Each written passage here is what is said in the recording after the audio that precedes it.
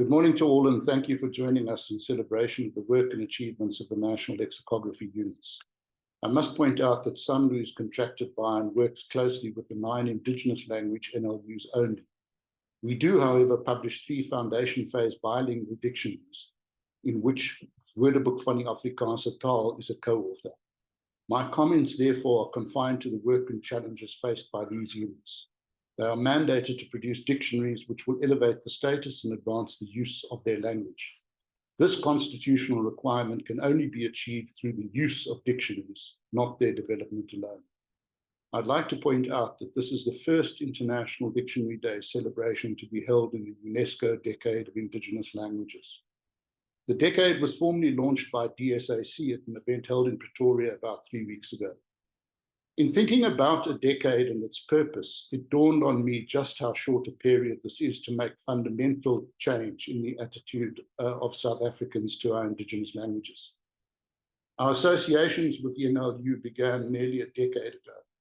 It is not a long time, especially in terms of the development and publishing of reference material, which obviously includes dictionaries. Though good progress has been made during this period, it has, since early 2000, been hampered by COVID, and there remains a considerable amount to do. While the profile of the NLUs has been elevated, and there is greater awareness of their role in the development of dictionaries, the use of Indigenous language mono and bilingual dictionaries is not commonplace in our educational institutions and homes. This must be done if the state is to achieve its constitutional obligations to these languages.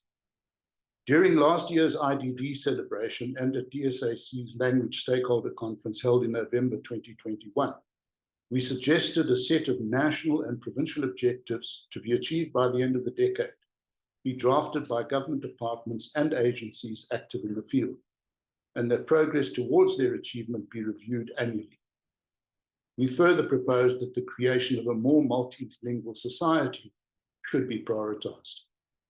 To do this, the NLUs need all government departments and agencies to fulfill the requirements of Chapter 3 of the Constitution, compelling them to cooperate with one another in mutual trust and good faith by working together in matters of mutual interest.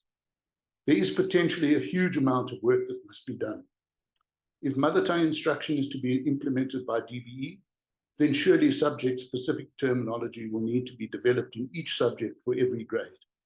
To standardize their use, these words must be included in the relevant language dictionaries, both mono and bilingual.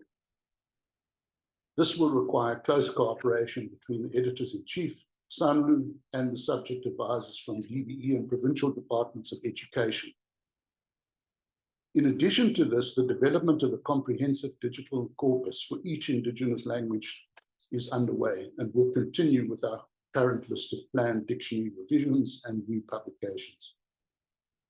The Ancestral Voices project, comprising 891 writings by 186 mother tongue authors written between 1930 and 1950 in 7 official Indigenous languages, Siswati and Isindebele were not written languages at the time, cover all aspects of the history and culture of the people written about, and total 19,000 typewriter-written pages and an estimated 6 million Indigenous language words.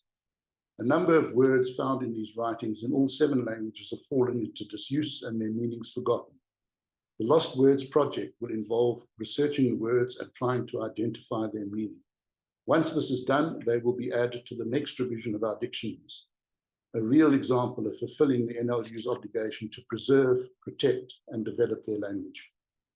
During last year's IDD, SANLU undertook to ensure that the units are supported in developing IT resources matching those of other dictionary producers. Introductory training in TLEX, a dictionary development software package, was provided to all our Indigenous language NLUs in 2 workshops. These were well received by the editors-in-chief and their staff. Ongoing support will be provided where necessary. As the workshops were offered on a cost-plus admin fee basis, they were far more cost-effective than using a specialist IT service provider. The passion and commitment of the Indigenous language NLUs and SANLU for our Indigenous languages, so clearly evident in our work and achievements over the last decade, will continue into the future. Thanks to you all for your time and attention. Sanibona ke ninonke.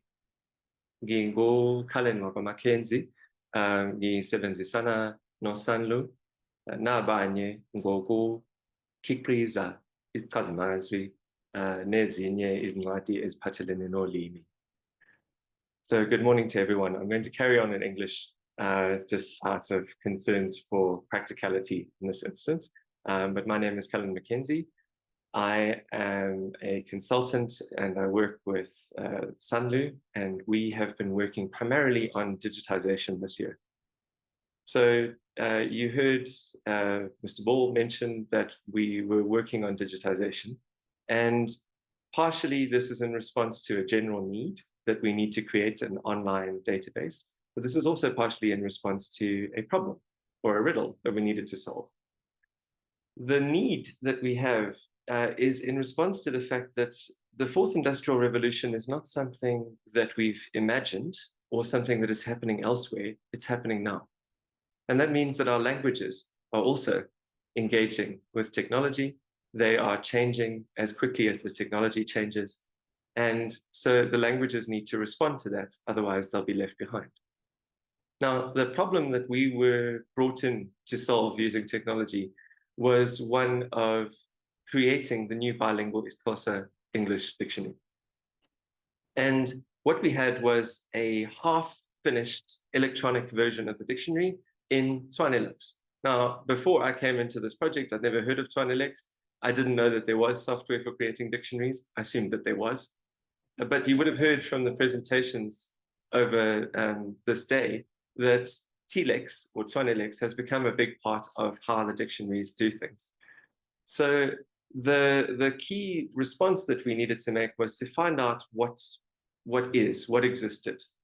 And we found that every single one of the units had this software, and that the software had been installed on their computers, and that some of the units had begun to work with digitizing their dictionaries. We found out what was going on with the isiXhosa language software, well, not software, but their file. And then we ran some test runs, and we tried to figure out what we needed to do to digitize the rest of the dictionaries that were part of our offering with the units. So, as Terence mentioned, we decided to run training workshops with the units. And we made these as interesting as possible by beginning with a set of words that are based on the Swadesh lists developed by the linguist Maurice Swadesh. These then were brought to the cluster session where different units shared their interpretations of the words, and there was vibrant discussion of what needed to be included or what needed to be updated.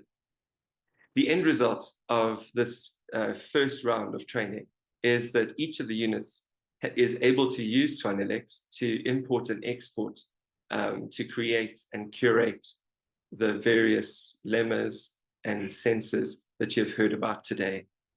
But the really exciting thing that is the product of the digitization is the possibility of producing indigenous language dictionaries and not relying on Sekgowa or isiLungu as the medium through which we produce dictionaries.